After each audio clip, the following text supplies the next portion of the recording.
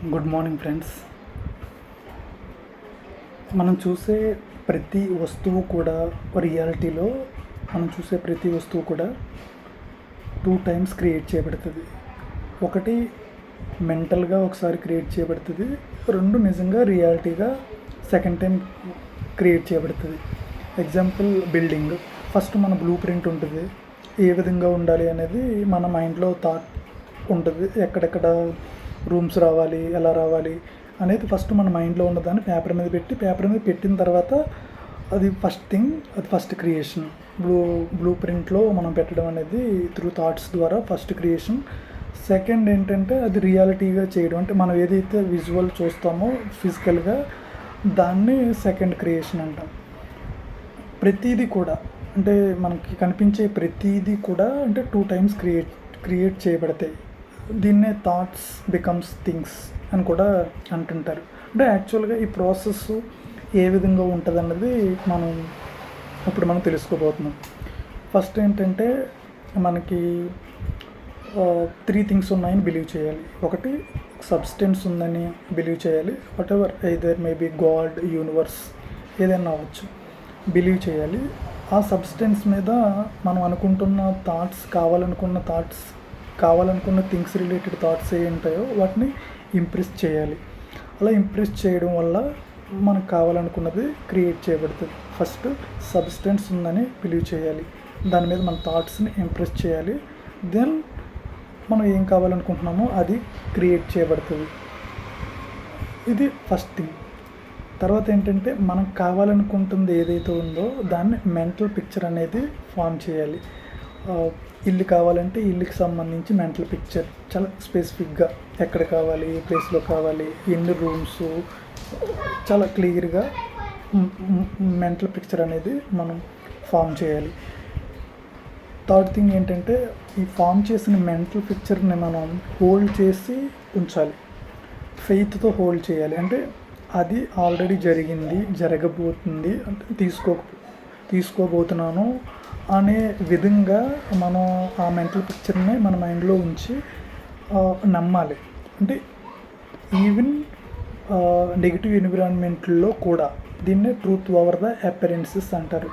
అంటే మనం జనరల్గా డబ్బుల గురించి ఆలోచిస్తాం, లేకపోతే డబ్బుల గురించి ఆలోచించినప్పుడు ఈవెన్ మనం పూర్లోనే ఉంటాం, పూర్లో ఉండబట్టి డబ్బుల గురించి ఆలోచిస్తాం. సో ఈవెన్ పూర్లో ఉన్నప్పటికీ కూడా మనం ఆ రిచ్నెస్ గురించి ఆలోచించగలగాలి. అన్హెల్తీగా ఉన్నప్పుడు కూడా ఆ హెల్త్ గురించి ఆలోచించగలగాలి. ల్యాక్లో ఉన్నప్పుడు కూడా అబెండెన్స్ గురించి ఆలోచించగలగాలి. దీన్నే ట్రూత్ ఓవర్ ద అపియరెన్సెస్ అని ఆథర్ చెప్తుంటుంటారు. ఈ విధంగా మనం ఏదైతే కావాలనుకుంటున్నామో దాన్ని, ఆ మెంటల్ పిక్చర్ని హోల్డ్ చేయాలి ఈవెన్ నెగిటివ్ ఎన్విరాన్మెంట్లో కూడా. ఫోర్త్ వన్ ఏంటంటే రిజెక్ట్ ద డౌట్ ఇమీడియట్లీ. ఈ చేసే ప్రాసెస్లో మనకి డౌట్ వస్తుంది, ఇది నిజంగా అవుతుందా, జరుగుతుందా అని. ఈ డౌట్ వచ్చినప్పుడు మనం దాన్ని ఒక సిన్ కింద కన్సిడర్ చేసి రిజెక్ట్ చేస్తూ ఉండాలన్నమాట. డౌట్ని యాక్సెప్ట్ చేయకూడదు. Fifth thing, don't expose your self to the conflicting ideas. ఏదైతే మనం అనుకున్న దానికి కాన్ఫ్లిక్టింగ్ ఐడియాస్ ఉంటాయో వాటికి మనం ఎక్స్పోజ్ అవ్వకూడదు.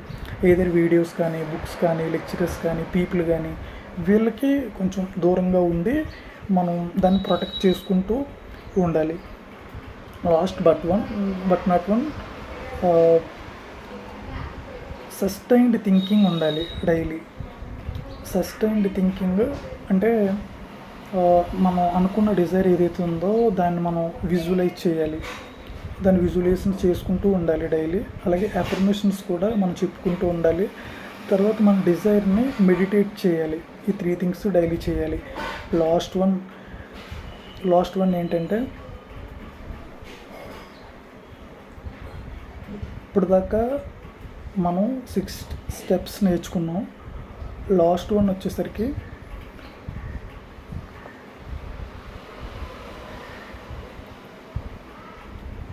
మన యాక్షన్స్ ఏవైతే ఉన్నాయో ఈ యాక్షన్స్ మన థాట్స్తో అలైన్ అవుతున్నాయా లేదా అనేది మనం చెక్ చేసుకోవాలి. అంటే మనం చేసే పనులు మన థాట్స్తో సరిపోతున్నాయా లేదా, మన విజన్కి దగ్గరగా ఉంటున్నాయా లేదా అనేది చూడాలి. ఈ విధంగా 7 స్టెప్స్ మనం ప్రాపర్గా ఇంప్లిమెంట్ చేయడం ద్వారా మనం కావాలనుకున్న థింగ్స్ని మనం కూడా రియాలిటీ కింద కన్వర్ట్ చేయొచ్చు. ఫస్ట్ 3 థింగ్స్ ఉన్నాయని బిలీవ్ చేయాలి. బిలీవ్ చేయడం అంటే మనం థాట్స్ని ఇంప్రెస్ చేయాలి. ఇంప్రెస్ చేయడం ద్వారా అది క్రియేట్ అవుతుంది. సెకండ్ థింగ్, మెంటల్ పిక్చర్ అనేది మనం ఫామ్ చేసుకోవాలి. మెంటల్ పిక్చర్ని ఫెయిత్తో హోల్డ్ చేయాలి. ఈవెన్ నెగిటివ్ ఎన్విరాన్మెంట్లో కూడా డౌట్స్ వస్తే అదొక సిన్ కింద కన్సిడర్ చేసి మనం యాక్సెప్ట్ చేయకూడదు. కాన్ఫ్లిక్టింగ్ ఐడియాస్కి ఎక్స్పోజ్ అవ్వకూడదు. డైలీ సస్టైన్డ్ థింకింగ్ ఉండాలి. అంటే విజువలైజేషను అండ్ మెడిటేషను, ఎఫర్మేషన్స్ ఏదైతే డిజైర్స్ ఉందో దాని మీద మనం చేస్తూ డైలీ ప్రాక్టీస్ చేస్తూ ఉండాలి. లాస్ట్ వన్, మన యాక్షన్స్ ఏవైతే ఉన్నాయో అవి మన థాట్స్తో అలైన్ అవుతున్నాయా లేదా, ఒకవేళ అవ్వకపోతే అవేలా చూసుకోవాలి. అది విజన్కి దగ్గరగా ఉండాలి. సో ఈ విధంగా మనకు కావాలనుకున్నవి క్రియేట్ చేసుకోవచ్చు. Thank you so much.